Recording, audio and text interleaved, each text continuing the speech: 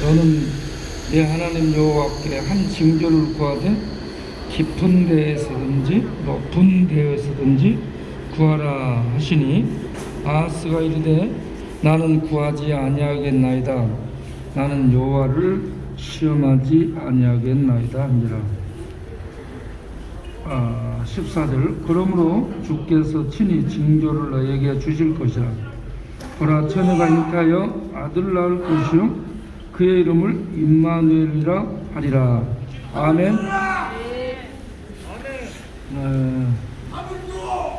떡으로 주어지길 바랍니다. 건강으로 주어지기를 바랍니다.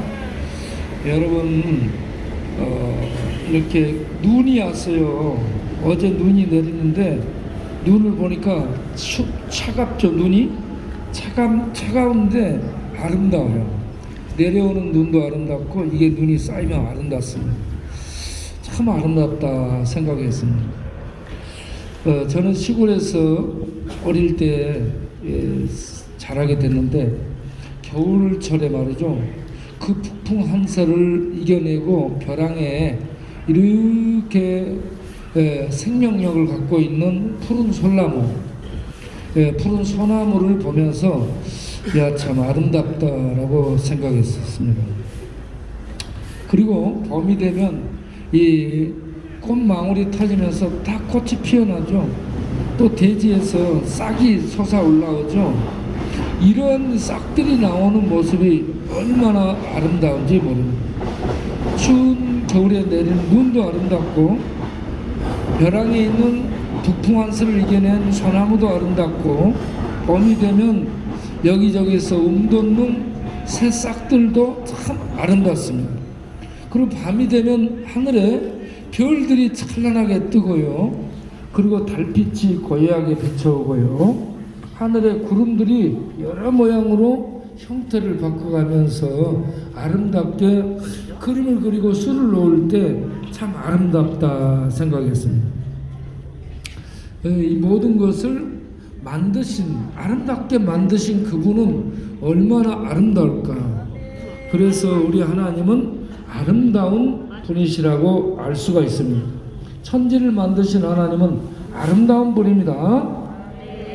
여러분, 하나님을 지칭하는 성경 용어 중에 하나가 엘로힘이라는 단어가 있습니다. 히브리어.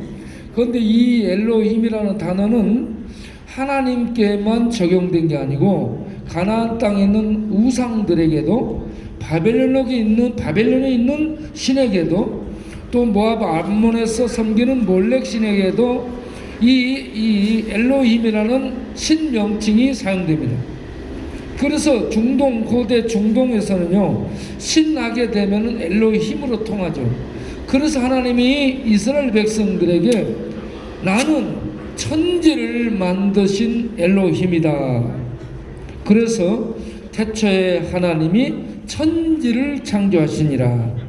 천지를 창조하신 신, 그 신이 엘로힘, 그 신이 이스라엘을 애굽에서 불러내고 언약을 맺어서 이스라엘을 가나안 땅으로 인도하신 살아있는 신 여호와라는 얘기입니다. 이 땅에 있는 신들은 엘로힘으로 부르는데 그것들은 사람이 만들어 놓은 우상이에요. 숨도 못 쉬고 움직이지도 못하고 생각도 못하고 화도 못 주고 복도 못 줘요. 그건 우상이고 신이 아닙니다. 그래서 어떤 분이냐? 천지를 만드신 하나님이라. 할렐루야. 천지를 만드신 하나님은 아름다운 분이에요. 그래서 아름답게 창조하셨습니다. 그리고 전능하신 분이에요. 그분이 없는 데서 이 모든 것을 만드셨고 법도와 법칙과 질서를 부여해서 돌아가도록 해가지고 지금 이 세상이 운영되고 있습니다. 그렇기 때문에 하나님이 얼마나 전능하신 분이시며 얼마나 아름다운 분이신가 하는 것을 알 수 있습니다. 그 하나님은 또 사랑의 하나님이죠. 죄의 저주 속에 빠진 우리 인류를 내버려 두지 않고 구원하기 위해서 아들을 보내신다라고 약속을 하십니다. 그런데 아하스는 유대의 12대 왕인데 이 12대 왕 아하스는 어떤 왕이냐면 우상을 수입해서 섬기도록 하고 그리고 모압과 암몬에 있는 몰렉신을 수입해서 불 가운데 아들들을 들어가게 하는 인신제사를 드리게 하고, 가나안 땅에 있는 모든 민속신앙, 토속신앙을 따라서 숭배하도록 우상 숭배를 장려한 그러한 왕입니다. 그래서 하나님이 이 다메섹과 북이스라엘을 동원해서 그를 징계하게 되죠. 이런 속에 이 아하스 왕이 두려워 떨 때에 이사야 선지자를 하나님이 보냅니다. 이사야 선지자를 보내가지고 너는 여호와 하나님을 믿어라. 하나님이 너를 지켜주고 이 나라를 지켜줄 테니까 여호와 하나님을 믿고 저들을 두려워하지 말라. 그런데 그는 하나님을 믿지 아니하고 아수르를 의지하게 되죠. 세상에 힘있는 강대국인 아수르를 의지했는데 아수르보다 훨씬 위대하고 강하신 하나님인데 그 하나님을 몰랐다는 얘기입니다. 여러분들도 세상에 어떤 힘있는 나라, 힘있는 어떤 재력이 있는 회사, 이런 것만 생각하지 말고 이 세상보다 크신, 이 천지보다 크신, 이 우주 만물보다 크신 전능하신 살아계신 하나님을 아시기를 바랍니다. 그 하나님을 믿으시기를 바랍니다. 그 하나님이 이 인간을 구원하기 위해서 이렇게 징조를 주시는데 무슨 징조를 주시느냐 하면은 보라 처녀가 잉태하여 아들을 낳을 것이요 그 이름을 임마누엘이라 하리라. 할렐루야. 이해할 수 없는 징조를 사인을 주겠다는 얘기입니다. 어떻게? 처녀가 잉태해서 아들을 낳는다. 사람이 생상할 수 없고 생각할 수 없는 일반적이고 보편적인 상식을 뛰어넘은 이런 징조를 준다는 겁니다.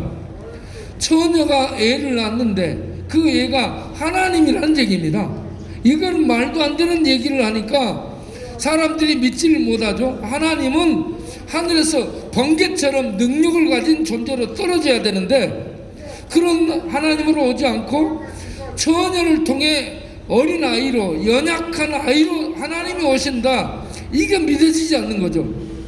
그런데 그 아이로 오신 하나님이 우리의 죄를 담당하고 우리들의 사망 저주를 담당하고 영원한 심판을 담당해서 제거해버릴 구원자 메시아라는 얘기입니다. 할렐루야.